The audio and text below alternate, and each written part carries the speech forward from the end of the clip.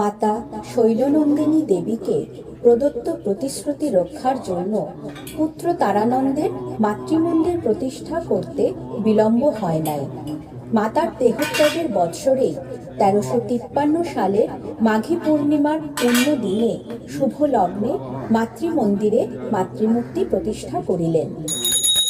গৃহত্যাগী সাধক তো হৃদয়হীন নহেন, আর এই জন্যই দেখা যায় ভগবান শঙ্করাচার্য হইতে আরম্ভ করিয়া শ্রীরামকৃষ্ণ বালানন্দ পর্যন্ত, এমনকি বেলানগরের স্বামী সম্বুদ্ধানন্দ ও ঋষরা তারানন্দ ব্রহ্মচারী পর্যন্ত সর্বকালে এবং সর্বস্তরের সাধকগণ মাতৃসেবাকে তাহাদের সাধক জীবনের তপস্যার অঙ্গ হিসাবে গ্রহণ করিয়াছেন। তারানন্দ প্রতিষ্ঠিত এই মাতৃমন্দির দর্শনে একদা তাহার গুরুভ্রাতা কৃষ্ণানন্দ ব্রহ্মচারী মহারাজ মন্তব্য করিয়াছিলেন, দাদা, অনেক অনেক মন্দির দেখেছি, কিন্তু গর্ভধারিণী মাতার মন্দির এই আপনাকেই প্রথম করতে দেখলাম।